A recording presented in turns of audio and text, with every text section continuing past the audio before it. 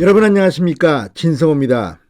민주당의 금수완박 입법에 대한 국민의힘의 필리버스터는 어젯밤 자정 끝났습니다. 172석의 민주당 의석에 짓눌려 할 수 없이 국민의힘 필리버스터는 어제 밤까지였습니다.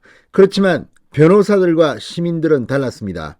자, 오늘 대한변협은 이 시민들과 변호사들의 민주당 금수완박 입법에 대한 필리버스터를 계속했습니다.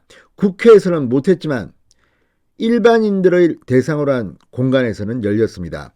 오늘 민주당의 금수완박 입법에 대해서 필리버스터에 나선 변호사 시민들은 히틀러를 이야기했습니다. 일제라고 이야기도 하기도 했습니다. 민주당은 이런 폭압적인 절차 자체를 문제 삼기도 했습니다. 그리고 오늘 서민 당국대 의대 교수는 문재인 대통령의 편안한 노후생활 때문에 이런 것이냐고 비판했습니다. 오늘 국회에서는 못했던 수없이 많은 발언들이 쏟아졌습니다. 민주당은 창피한 줄 알아야 합니다. 문재인 대통령은 히틀러가 될 겁니까? 오늘 일반 시민들과 변호사들의 필리버스터는 폭발했습니다. 진성호의 융단 폭격 시작합니다. 더불어민주당을 융단 폭격합니다. 방송에 앞서 아직 진성호 방송에 구독자가 아니신 분은 붉은색 구독 버튼 눌러주십시오. 더 좋은 방송으로 보답하겠습니다. 자, 민주당의 금수완박에 대해서 조국 흑서의 공동저자인 서민 당국대 의대 교수가 문재인 대통령을 향해 금수완박이 통과돼 양산에서 편하게 노후생활을 하는 게 꿈인가 보다 이렇게 비판했습니다.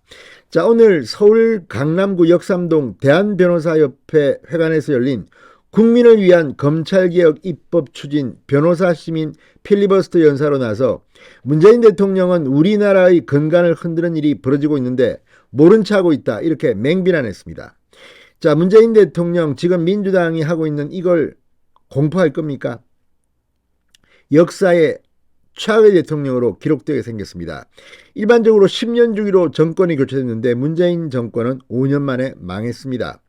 그 이유가 지금 민주당의 금수완박 강행 처리에 그대로 드러나고 있는 겁니다.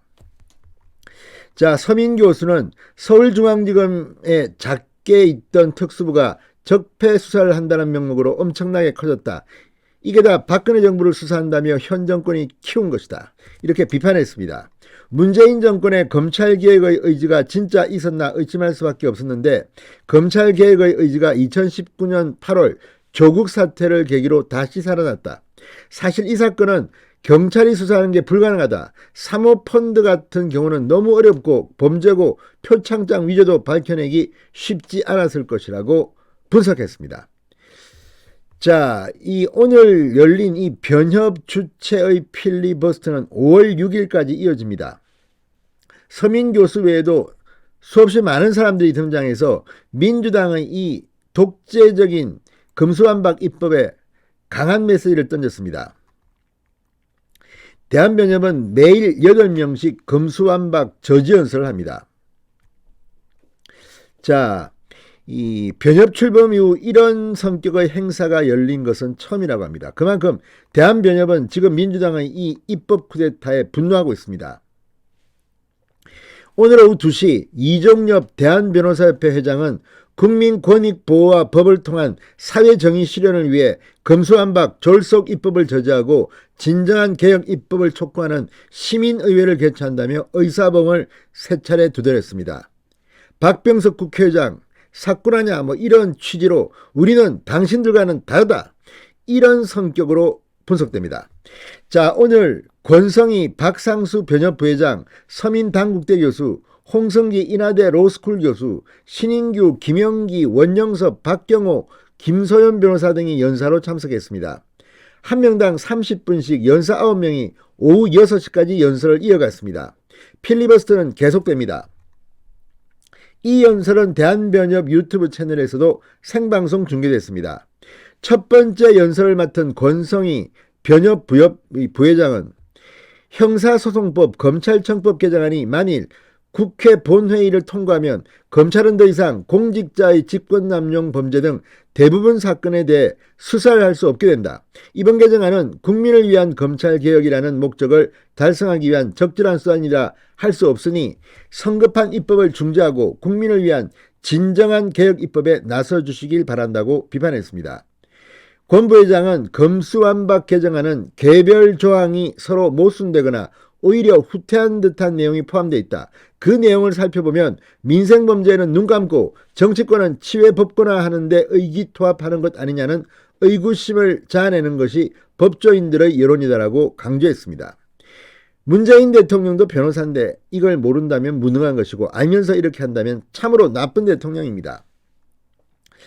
자, 홍승기 교수는 2022년 대한민국이라는 선진국에서 벌어지는 블랙 코미디다.